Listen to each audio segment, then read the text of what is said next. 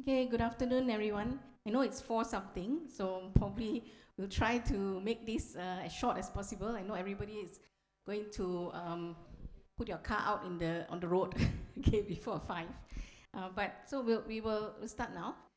So firstly, good afternoon and welcome to this afternoon's workshop session. My name is Evelyn. I'm from Leader Energy, and I will be your host for today, for this afternoon. Our topic for today is very simple. We're just talking about how we're going to get started. If you're an SME, what it really means. And today we have a line of speakers who are very interesting. Let me introduce them. We have Dr. Matthew Wong from Carbonworks, who's the Managing Director of Carbonworks. He comes with experience in carbon management and carbon accounting. And then we have Mr. Vincent, who's the principal of Inside Xvantage. Mr. Vincent, I've known him for the past 4 years, and he is a corporate planner and a corporate strategy professional. And last but not least, we have a very interesting speaker today, Ms. Heaster, who's the CEO and co-founder of MessengerCo. MessengerCo is an SME.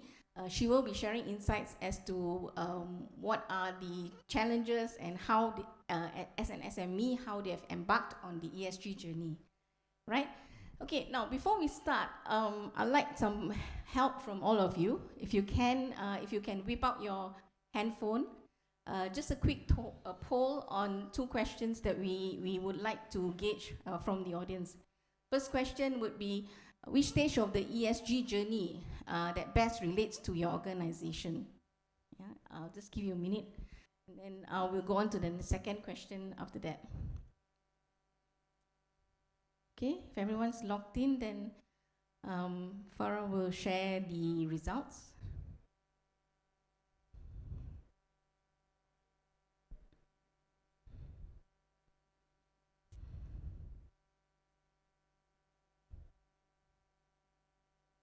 Okay, so we'll just give you a few more seconds.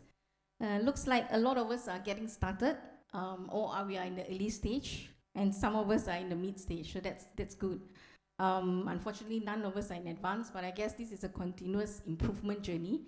Therefore, we are all roughly around the same stage. Okay, next question. What are the top 3 drivers that will make your organization embark on ESG?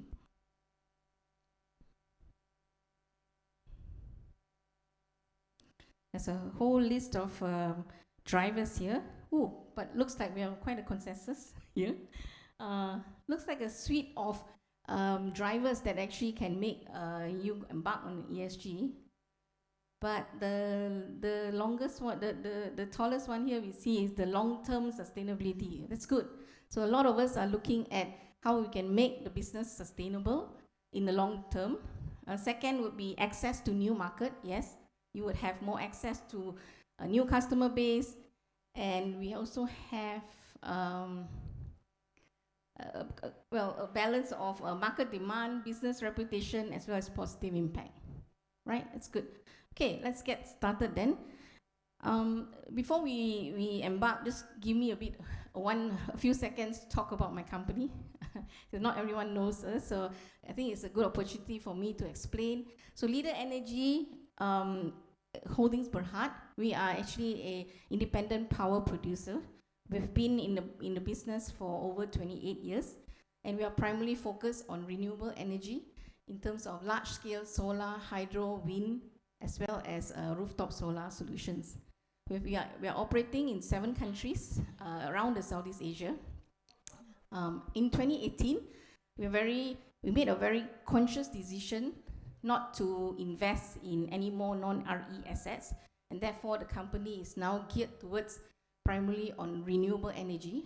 We have made a commitment for net zero greenhouse gas emissions by 2050. Why? Because we believe that the world can be powered fully by renewable energy. Okay? Right, now let's get started. Now, why are we here today and why are we talking about this topic? Right? So ladies and gentlemen, climate change has actually driven governments as well as businesses to actually rethink about how we're going to reduce our greenhouse gas, and in general, it's about what sort of sustainable practices should we be embarking on. Now, this may sound like a very easy task, but actually it's a challenge for most organizations. Now, if you look at SMEs, it's even more challenging. We've just come out from a pandemic situation. Most companies, whether large or small, are actually trying to grow their business again. We are also grappled by the fact that there's a lot of supply chain issues. There's a lot of prohibitive costs that we're looking at. So when it comes to talking about embarking on ESG, first thing that comes to our mind is how much would it cost, right? Cost is always an issue that would be discussed whether your organization is large or small. So today, our purpose is to actually explain, is being on sustainability, being on ESG a cost, or actually is it a savings? So, right, so a lot of emphasis will be discussion around that topic. The other thing that we feel we need to demystify ESG is because, in my personal opinion, I think in the past 3 to 4 years, there's been quite a lot of framework that's come out. It can be quite daunting. We started off ESG framework, especially we started off with GRI, then we had CDP framework, we had TCFD, and just recently in June we had ISSB S1, and then there's S2, so there's all these jargons, and coming soon we're going to have TNFD, and there are many more frameworks that's coming out. So if you are an SME, this can prove to be confusing and daunting. But is it really necessary for us to actually understand all those frameworks, or should we go back to the basics? So today, what we want to do, and me and my team wants to do, is actually to go back to the basic of ESG and actually let all SME know that you are actually already embarking on ESG. Perhaps you don't call it ESG, but it's actually there. So that's what we're going to do. So let's start to peel the onion of ESG. We'll start with E first. Right, so when you talk about environment in ESG, now, if you take a step back, don't think about ESG, don't think about sustainability, these are all jargons. Think about environmental management in your company. Most of us would have in place a minimum legal requirements. We look at air, we look at water, we look at waste management. These are basic legal requirements you have to meet if you're a manufacturing plant, if you're producing or practicing manufacturing of a product. The additional bit that most companies would also have already embarked, and this has been there for about 20 years. When I started my career, all these things, we didn't call it sustainability then. We didn't call it ESG, but we call it environmental management, right? You had ISO 14000 that's already in place. So what is the additional bit that makes it a little bit more challenging for most organizations? And we all know that is the fact that we need to deal with climate change, right? So it's when you want to deal with climate change and you are an SME, first thing you look at is, how do I count my greenhouse gas? And there's a lot of tools and processes out there. I mean, today, if you have been through the sessions that we went through with the other speakers, there's so many tools out there. SME Corp has got processes and tools that are ready for SMEs to use. But is the calculation of greenhouse gas the actual challenge for an SME? I believe it's not. I believe the biggest challenge is actually how we're going to reduce the greenhouse gas, right? Okay, so it's like your bank account. You know how much you have, but how do you grow it? Or in the case of greenhouse gas, how do we reduce it? So the next thing you look at is, if I want to reduce my greenhouse gas, what is the actual raw material or actual number that I need to reduce? It's actually the energy consumption, right? So if you are looking at reducing your greenhouse gas and you want to reduce your energy consumption, the problem with the cost may just be a short-term issue. You tend to look at it from more of a cost savings issue. Because if you have reduction in energy consumption in your business, you automatically will get some cost savings. Therefore, this is actually something that's first thing that you need to look at, right? Increase the plant efficiency, reduce your energy consumption. Now, a lot of SMEs will probably think that, I'm doing my business very well. Why should I go ahead and start counting my greenhouse gas all of a sudden, right?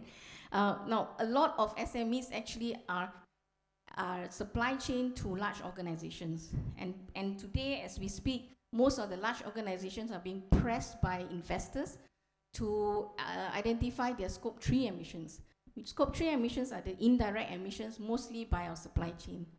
Therefore, the time will come when, in order for you to fulfill your customer requirements, you would still have to do your greenhouse gas. So better do it now, you know. Now we talk about cost again. A lot of energy consumption mostly are coming from, if you're a manufacturing plant as an SME, you would have your electricity consumption as the largest energy consumption. And if you want to reduce that, you look at, do I need to increase my capex? Today, as we speak, there's many zero capex program that's out there. There's solar, like we just saw the previous speaker, they had the solar panels on the rooftop, and you can install that without any additional capex. Immediately, you will get the savings in your bills as well, right? So there's a lot of programs out there. Now let's move on to social. Now, if you look at social, a lot of companies would have already also have a bare minimum of social programs in place. These are like your workplace health and safety, your talent management, and your corporate social responsibility. The additional bit, if you look at social side, and this is a big topic that's coming up, is probably how we manage human rights within the company.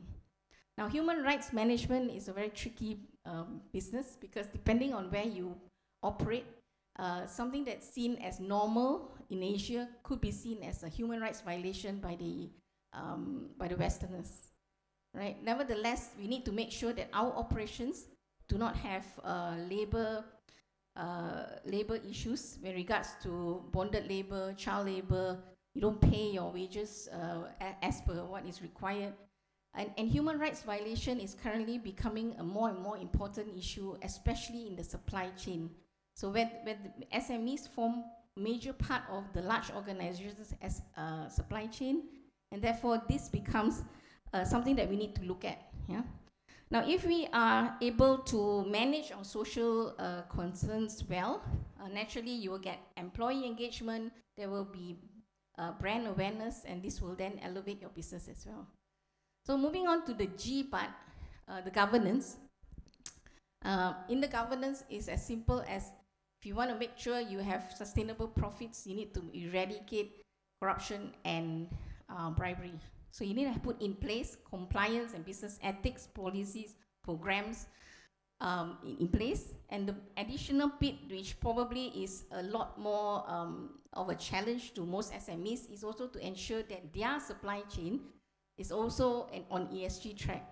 So gone are the days where you just make sure that your own operations are ESG. You have to make sure your supply chain operations are ESG. Now, once we have all that, then you would have a strong governance and profit, sustainable profits, as well as credible brand and reputation. So that in a nutshell is what ES and G really means, right? If you don't look at the framework part, as an SME, these are the basic fundamentals that you would already have. Next slide. So I just want to touch on some simple steps on doing a structured ESG program. So first thing is, based on all the ES and G topics that we talked about just now, as a company, we need to identify what are your material matters. So if you can identify what's important to you, not only to you, but to your value chain and to your industry, and from there, you then develop your sustainability strategy. You make sure that the sustainability strategy is part of your core business strategy, your mission and your vision. You set KPIs, you consider performance monitoring, as well as then you disclose in your sustainability report. Okay, so this is a continuous process, and this would be the basic steps of how we're going to do sustainability management. So this is just an example. Leader Energy, we have embedded our sustainability strategy as part of our business strategy. It is embedded in our vision, in our mission, and we have created strategic focus areas based on ES and G. We are respecting the environment, care for the people, as well as strong business governance. So this is what we have come up with. Now, no one expects us to be expert overnight. But so as an SME, there are plenty of resources out there that you can tap on. There's business partners that you can also rely on. So one of them I have here today, Dr. Matthew from Carbonworks. So I think timely, let's listen to Dr. Matthew on his topic on SME and the sustainability landscape.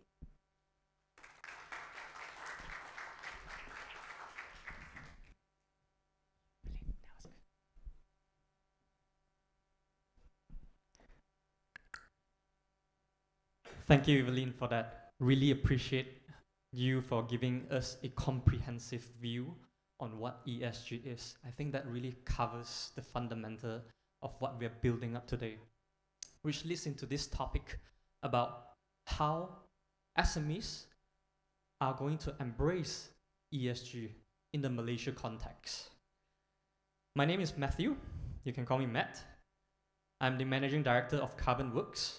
And today, I'd like to talk a bit more about SMEs and their role in this bigger picture. So my company, we deal a lot with carbon consulting and ESG consulting, traditionally for corporates. However, before I dive into this sector, I was a former academic. I used to teach in University of Southampton, and I also used to work in an NGO. So I always find it very funny that I have to work through the entire sustainability ecosystem to reach where I am today, you know, serving back to the economy and the country in a different manner. So, talking about SMEs, there's two numbers I would like to highlight today. First, 37.4% of Malaysia's GDP is actually contributed by SMEs. Do you know that? And they are actually providing 50% of Malaysians' workforce currently in Malaysia. So without them, we wouldn't have the economy, because they are the forefront foundation of what we have today, building on top of our bigger corporations. And embedded sustainability within our business blueprint really bolsters SMEs' resilience. Why do I want to talk about resilience? Think about COVID. Right? How many businesses actually did not survive or suffered? And the power of ESG is actually to strengthen the foundation of all businesses, not just from an environment perspective, but also provide social and governance support such that we are able to overcome challenges in pandemic and epidemic. All right? And I'm going to tell you 4 push factors on why SMEs should adopt ESG today. First of all, consumer behavior shift, right? According to studies, 82% of Asia Pacific consumers really value sustainability, and almost 30% of them are willing to pay a premium out there, right? Not just green labeling, but really companies that aligns with consumers' values, right? Maybe they care for the environment, maybe they care for certain social impacts. They are willing to fork out the extra money to support the causes that they believe in. So that is one big reason that you should start embracing sustainability. Secondly, corporates. Why? Because like what Evelyn have mentioned, every single one of us is part of a supply chain. Think of this. We are all part of a supply chain, whether you are upstream or downstream, right? And corporates nowadays, they have to shift and transition to a lower carbon sourcing, meaning that SMEs now you have to comply with the larger direction of really shifting your business to align with the bigger picture, which is low carbon transition, right? And that is also one of the many reasons that you should start transitioning and adopt ESG today. Malaysia regulations, let's talk about bigger pictures, all right? Today, actually just a couple months ago, our government, our administration has just announced that they are launching a nationwide ESG framework for not just corporates, but also SMEs by end of this year. Think about that. What kind of change, what kind of shift, what kind of transformation will the country have once that framework is going to be launched, and every single entity have to start complying and aligning our businesses towards this bigger agenda. So that's also something very, very important ahead that you should think about and start looking ahead. And finally, investors, where the money is. If you really look at it, 1.3 billion of sustainability sukuk insurance, released 6.4 times. Just back in two years ago, we are oversubscribed in Malaysia. We need to create more opportunities in our SMEs to provide for this demand. So this is a blue ocean, right? And ESG, I would like you to imagine akin as an ocean. You are looking at it, but what I want you to do is to dive and really jump into it and taste what the ocean is offering. Don't just stand there and look at this ocean. And that brings me to the next point, right? So there is 6 things, if not the 6 most important things that I would like you to take away from today's session. Step-by-step guide. First, learn. Resources is out there. Resources are free. And most importantly, the knowledge gap is really, really accessible. What do I mean by that? A lot of time, when I try to talk about ESG, I always think it's very prohibitive. But no, actually for SMEs, it's very doable. It's very accessible. Because before even jumping into ESG, with the compliances, with the systematic approach that Evelyn showcased, what we can try to do is to adopt something simpler, such as SDGs, which is what we consider as a global goals. And there's 17 out there for you to choose from, right? And they require 0 resources. Second of all, assess your current sustainability performances. What do I mean by that? This one, you really have to sit down and ask yourself, what do you care about? Do you care about environmental causes? Do you care about social causes? Or do you care about things that your company, operations and governance and board, a system that that your company prioritize, such as maybe gender diversity in your company, all right? And finally, identify and engage with your stakeholder. Funny thing is, when I ask businesses out there, everyone tells me that the mission of my business, the main reason of my business existence, is to provide maximum profit from my shareholders. But true and true, the real idea behind business and capitalism is to maximize benefit to all your stakeholders, which includes your employees, which includes with the environment that you interact with, includes with the community that you talk to. So I want you to rethink and reshape that mindset. How are you able to maximize benefit for people around you, not just for your shareholders or your investors, all right? And once you are able to overcome these 3 fundamental pieces of adopting ESG, we can talk about commitment. How much commitment are you willing to address, right? Maybe for the next year, maybe for the next 5 years or the next decade. We want to talk about, am I able to reduce my carbon footprint to 0? Might be a very, very difficult question. Take a step back. Am I able to reduce my waste by 50%? More achievable, more realistic. If you think that is still too far-fetched, take another step back. Am I able to afford minimum wage for my employees? Ask yourself that. That is in line with Employment Act with Malaysia. Now, this is a regulation that everyone has to comply. That is also part of ESG endeavors. So choose something that is tangible, that is measurable. Choose something that's achievable for your company, all right? And let's work step by step towards the bigger target. And the 5th step, as I mentioned, set realistic targets and tangible things that we are able to measure along the way. Set mid-term and long-term goals. And realign your company every year and through monitoring, through tracking all these metrics, all right? And finally, report and communicate, because that is the most important bit when it comes to ESG. 2 things, transparency and accountability. Without report, we are unable to be transparent about our performances in the ESG. And hence, accountability, not just from the public, but also internally from your employees. So that is the 6 steps that I would like to re-emphasize that everyone should try from step 1.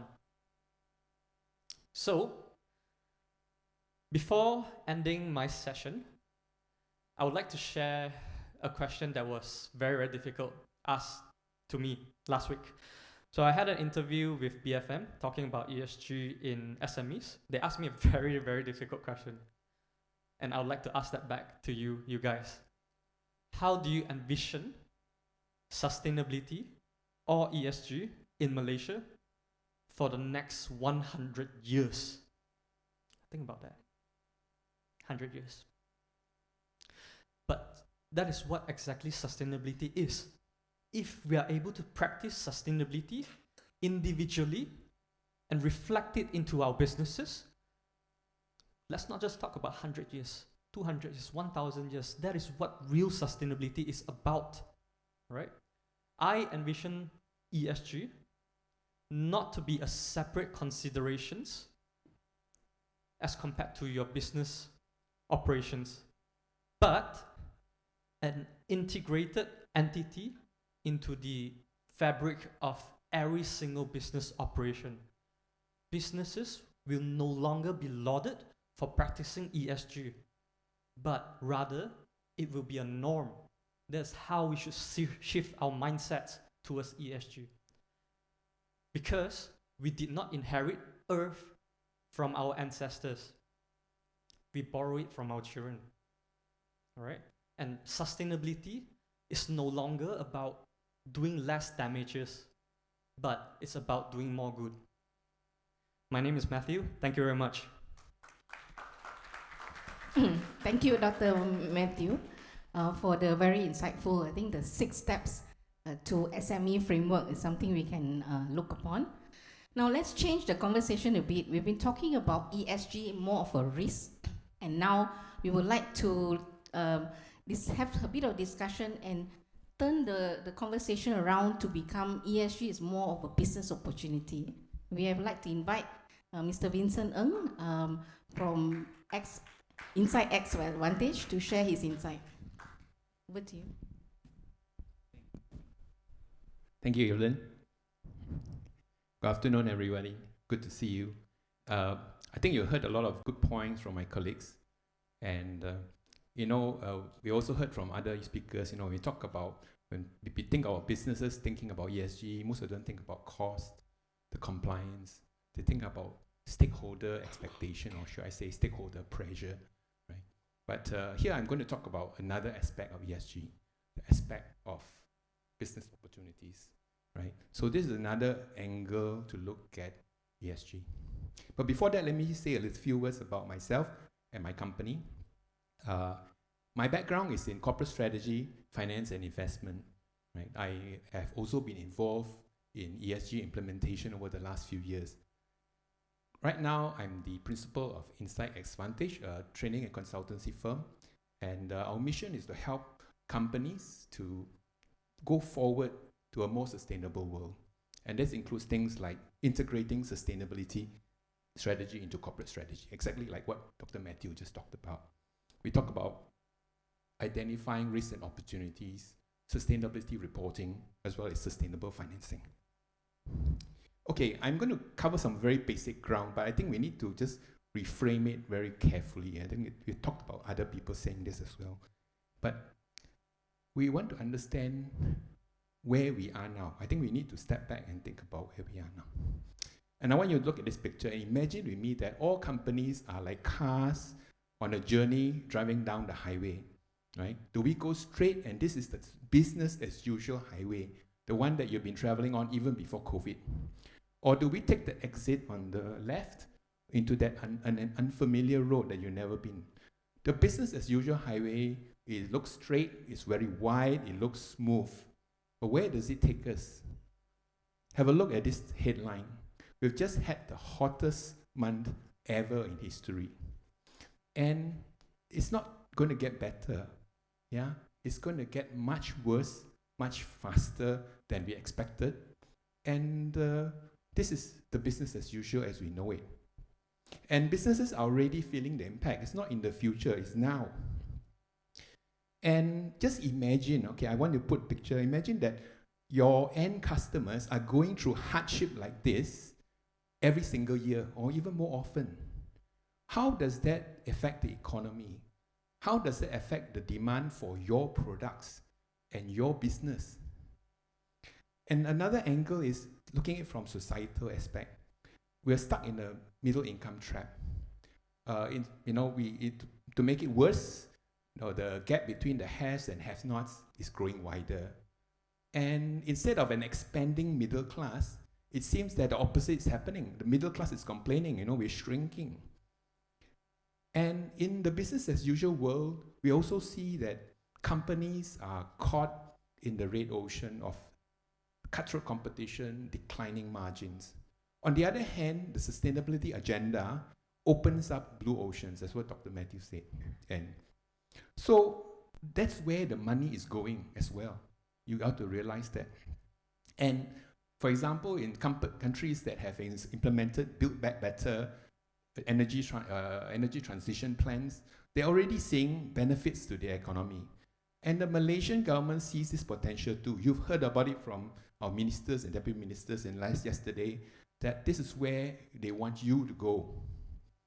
So now we come back to the question I posed. Do we continue on this business as usual highway? And it's comfortable, we're used to it, but really we know that this highway takes us to serious danger over the horizon. We know it already and we're still on it. On the other hand, we take the exit. Yes, it's uncertain, it's unfamiliar, but it opens up opportunities and also leads us to a safer world and a healthier economy. So if we delay going off the exit to ESG, then what we're doing is we're compounding the problem and we're making the journey even more difficult for ourselves. So delay is not the answer. We need to do it right now. So there's no right time except right now. If we take that highway, then where are the opportunities? This is where I want to share with you 5 key drivers that are opening up opportunities for you. The most obvious is the drive towards reducing greenhouse gas emissions. We heard about that. And when you are reducing greenhouse gas emissions for your own company, that's called climate mitigation. You heard about that. But imagine we flip it around. If you have the capability to help other organizations reduce their emissions, that's a business opportunity, right? And it's a huge one because the world emits something like 51 billion tons of GHG every year. And so we need to bring that down to 0, right?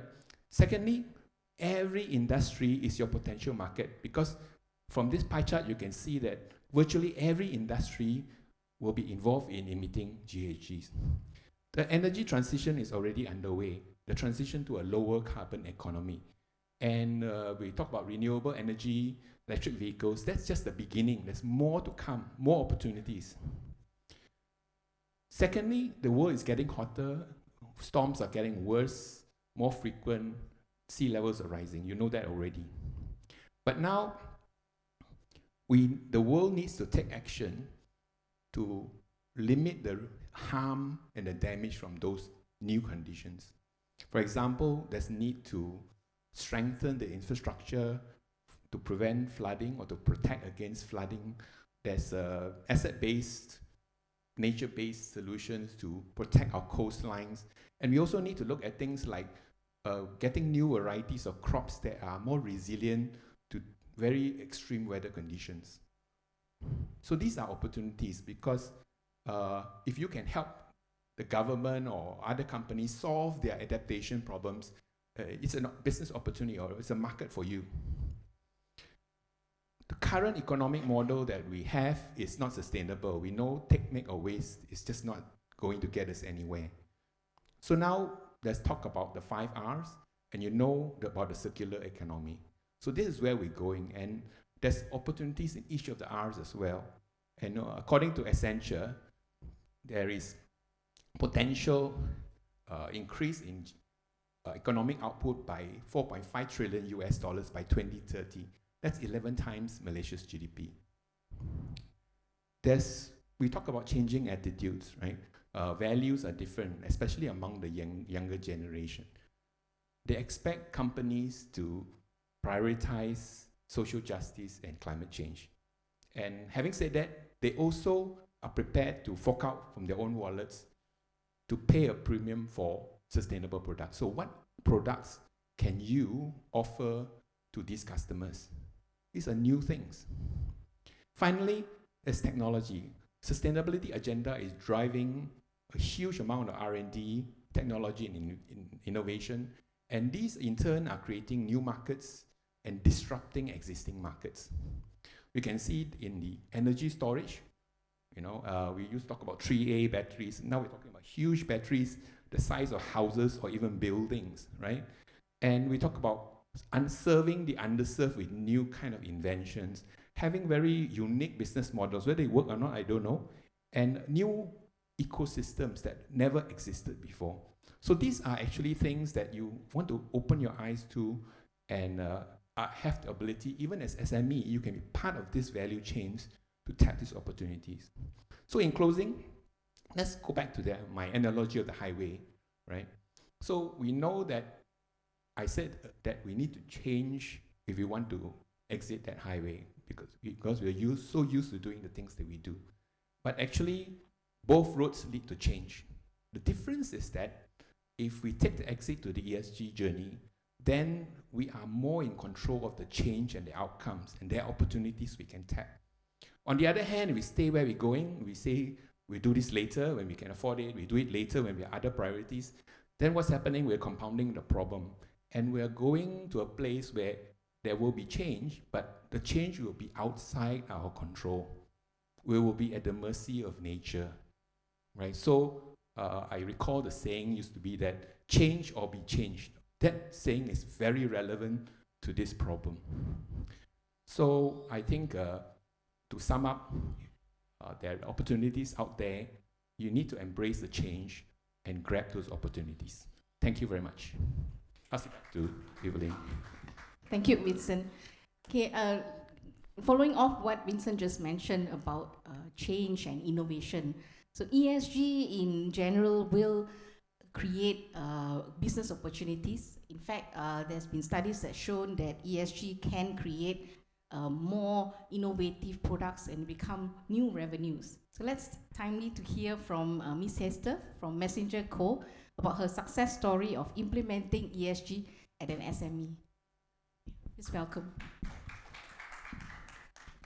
Hi everyone, my name is Heaster. I am the CEO and co-founder of MessengerCo Give. What do?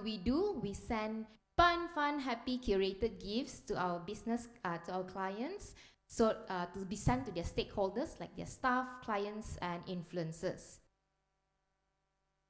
So I'm here today to share about my real-life business experience on like how ESG has impacted my business, and also to answer a question: is ESG a blessing or a curse for SME?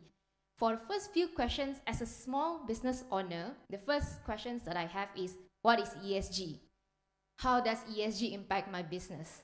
How can I make money from ESG? Which have been beautifully answered by Evelyn, Dr. Matthew, and also Vincent. So I'm here today just to discuss on like exactly what are my experience with ESG. So before I deep dive to that, I just want to show you guys pictures of curated gifts for our clients. Also to highlight that we're only a 2-year-old company. Yes, we're a group of young people, millennials and Gen Z, who enter into red ocean business. Not very wise.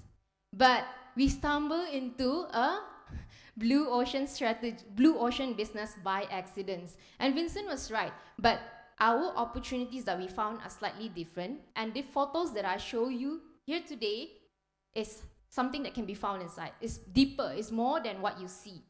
If you see, these curated gifts has ESG impacts in it. Either it comes from social B40 mothers, UN refugees, or it is environmentally conscious. We curate it with that intention, and on top of that, it has the company branding, stories. We put that on the packaging as well, so that it is more than gift. It is more than just a gift to our clients. And yes, how do we do it? How do we fund the blue ocean business? Is creating gifts with impact. What do you see is just a gift. It's just a personalized and customized gift that you receive. But why clients choose us is because we are complete end-to-end business, from curation to procurement to design, all the way to doorstep delivery. But most importantly, they also have an impact. So that's why within 2 years, we're able to acquire 200 corporate clients, MNC clients, because of these impacts that we did. And in terms of value, how does ESG add value to our gifts? If you see that this is a team of, this is our team. We are multiracial team that help business by supporting B40 moms. Our cookies are from B40 moms, local artisan, and more. And these are the picture that what did we do last Raya and the mothers that we've supported. And in just a summary as all, and how ESG serve us is a gift. Yes, it's a gift. We incorporated ESG stories to it, company's value and company's branding, and also we care about the results of that gifts. Do you know that MNC companies, they actually spend 6 figures a year for their gifting campaigns to their clients and also their staff and influencers? So by incorporating all this value into just a gift, it does not just means that yes, I send a gift, but it's also company's engagement, branding. It boosts the engagement and branding as a whole. So again, to summarize, is ESG a blessing or curse for SME?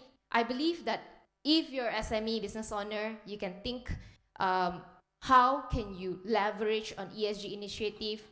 And for us, it has been a blessing because we have been monetizing it, and we found our blue ocean in this at ESG. Thank you. Thank you, Heaster, for the very insightful ESG gifts. So how she has incorporated ESG in the little gifts that is part of the products that she sells. Okay, so in closing, we just like to touch on a few key takeaways. Firstly, I think very important to note that SMEs are not too small to make a difference. We all know that SMEs are a very large organization. If you put them all together, they're actually one industry on their own, right? And each of you have your own customers. If you pull them together, it's actually a big impact once everyone is on this ESG journey. Now, one point I'd like to comment is that sustainability should not be a program, it should not be a campaign. It's actually part and parcel of the company's core business, and it should be built into a strategic thinking as you progress your company. Any company that is embarking on ESG will definitely have a longer term sustainable future. And therefore, what we want to say is the time to start is actually now. So thank you, ladies and gentlemen. Before we end, perhaps we have some time. If there's any question from the floor, we'll be happy to take them. I'd like to invite my speakers to just come over as well. Are there any questions? Well, everyone wants to rush out into the jam now, is it? Okay. Maybe we'll just take one. Yes?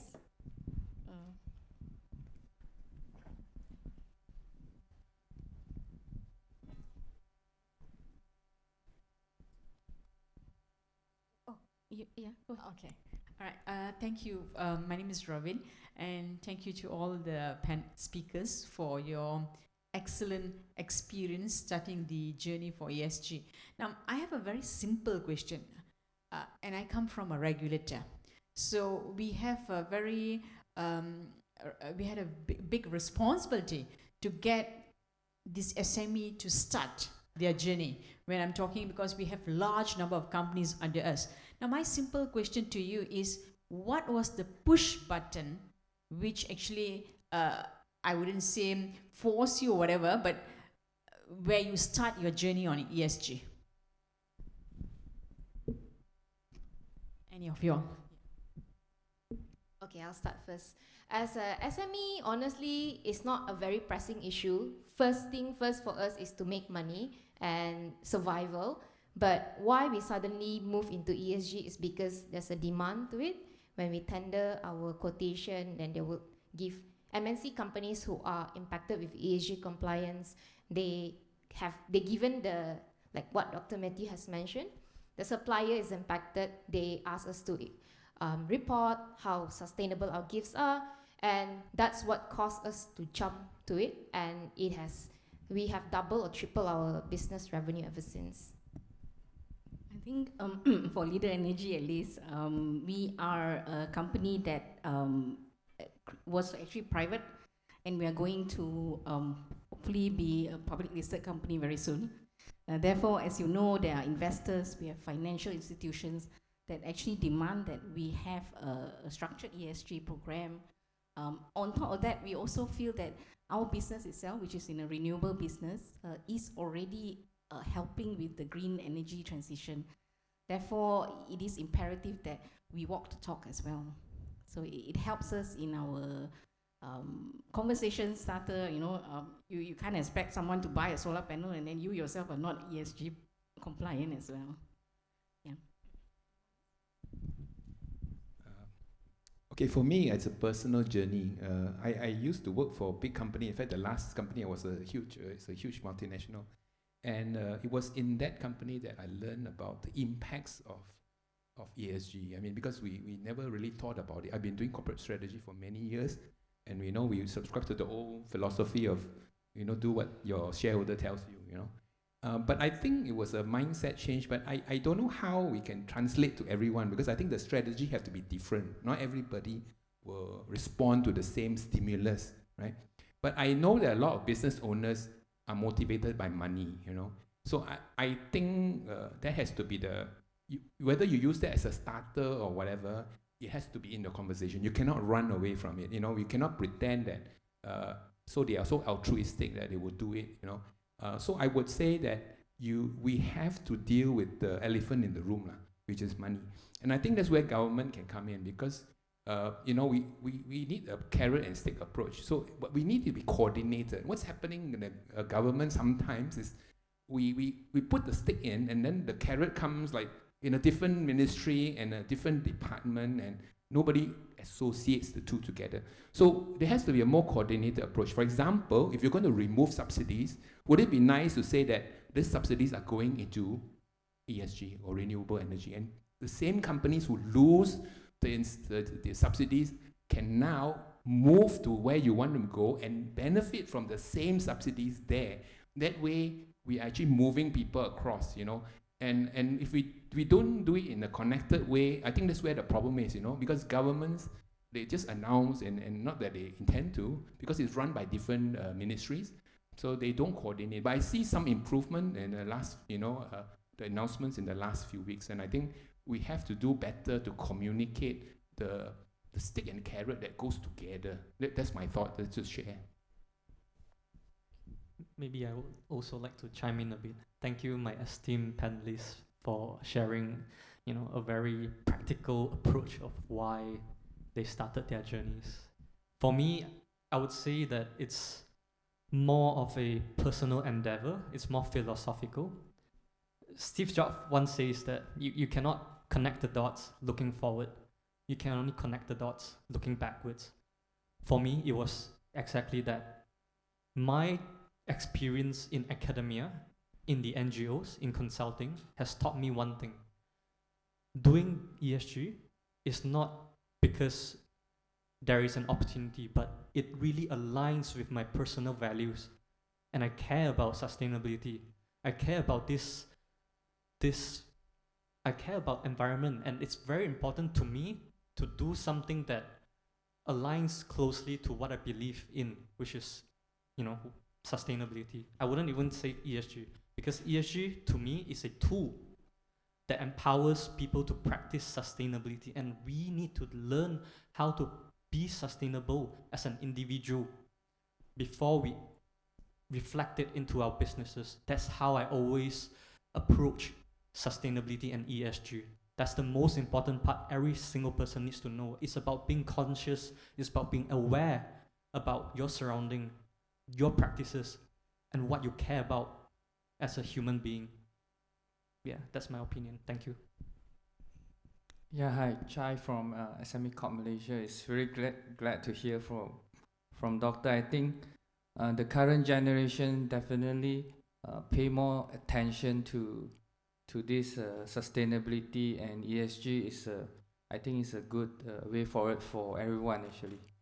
I mean, when I was in school days, which is very long time ago, when people talk about environment, they always say Earth is actually borrowed from our children, the future generation, so we have to take good care of it. I think the current generation, the incoming talent to the industry has certainly portrayed that trend and that traits.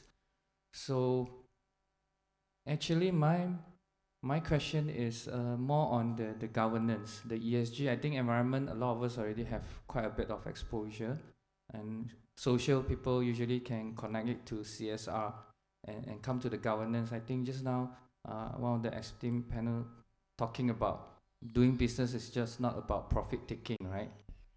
Actually, I think in this part of the world, Malaysia in particular, the way how corporates run their business, especially the GLC, is very much influenced by the shareholder theory, which is very much influenced by the Anglo-Saxon business model. I can do anything to maximize the profit of the shareholder. Whatever money they have put in, I want to maximize it. As long as I don't break any law, as long as I don't cheat, I don't do anything that is against whatever written in the book, I'm allowed to do it.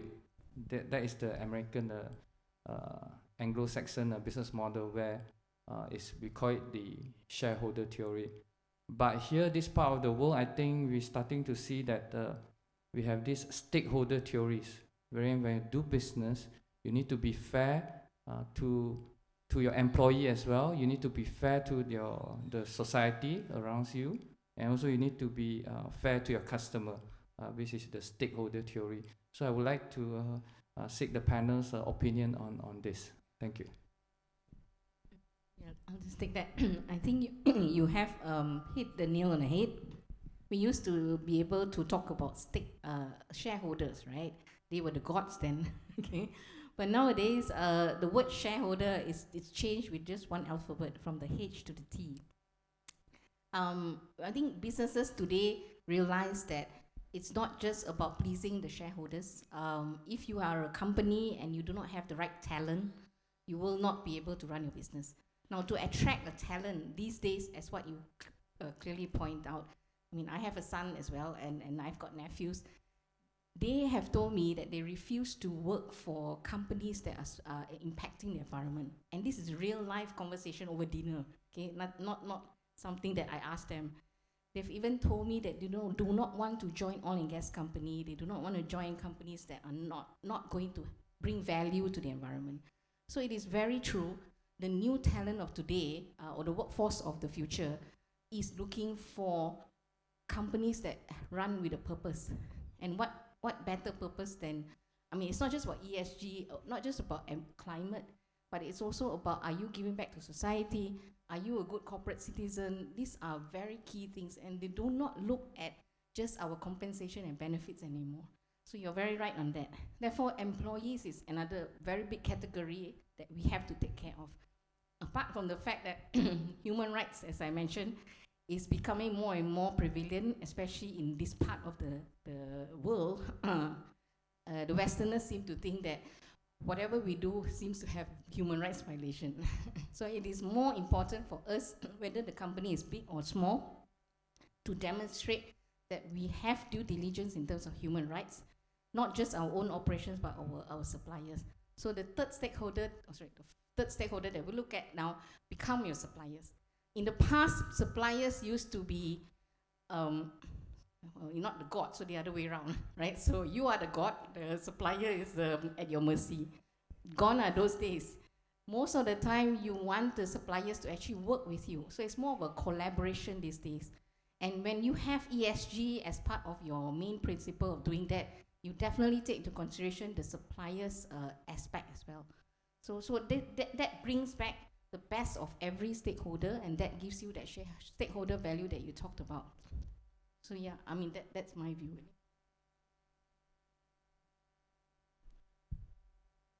Okay, yes, we have another question. Okay, I'm sorry, it's past 5 p.m. Hopefully I'm not like keeping everyone here. One last question, probably to Heaster. I'm really interested in what you're doing. Could you share with us, what lessons learned that you've experienced personally as, the founder of MessengerCo in implementing ESG that we can learn from you? Hello. Okay, sure. I think the first thing that I experienced, it's very difficult. That's why I have Dr. Matthew here. There's so many things to look into. There's so many alphabets that I don't understand. There's so many ways of doing it. I don't know which one is the right road.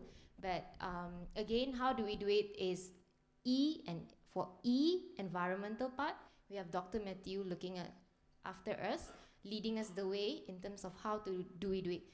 Basically, it's measuring your energy usage, as what Evelyn has mentioned. In terms of social, it's easier for us because it's also our ego that we love to help and impact others. So it comes naturally. And what do we guide it by is via SDG goals, which is pretty simple. Women, decent economy, and yeah. So those. So my lesson learned is probably get around, like be in a circle like these people who are able to advise you well, because our core focus is to make money and to make sure our staff, to make sure our business grow, to make sure our staff are well fed and we can pay monthly salary, to make sure we grow. So this side of thing, I need another brain that able to take care, learn, and simplify it for me so that I can do better at what I do. I think just to add, maybe Heaster can share with you.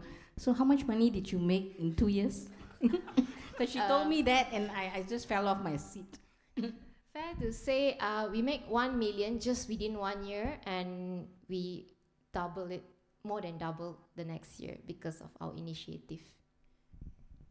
So I'll maybe chime in a bit more because of the nature of the business in gifting. You really don't have to be too creative.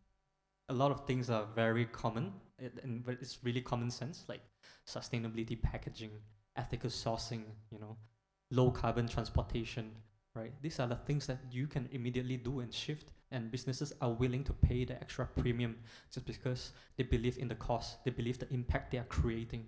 So it's just very easy and very natural for us to align and put it out for businesses to see the kind of value we're creating in society, right?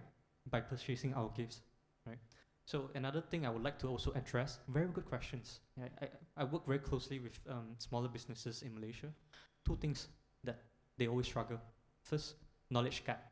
Second, resources. How do you address that? Knowledge gap. Like I said, people who would want to do sustainability, they will eventually go and look at it. But people who don't, that's the majority of it. So we need the compliance to come in actually to pull them a bit. It's a push and pull factor. Second thing, resources. Just like SME Corps, they've created free tools for businesses to approach and learn how to do their ESG. We've also created our own tools where you can create your sustainability reporting in less than 1 hour using our online app, which is fully accessible for every businesses and will forever be free. Because my goal here is to democratize sustainability, is to reduce the prohibitive element of businesses learning about sustainability and ESG. So I think more and more people out there are also, being aware about this kind of issues and trying to create more value. So that's, our part, and we are still learning and growing. So I hope that helps. Thank you. Okay, with that, I think we'd like to thank everyone for your attention, and also like to give a round of applause to the speakers here. Thank you very much.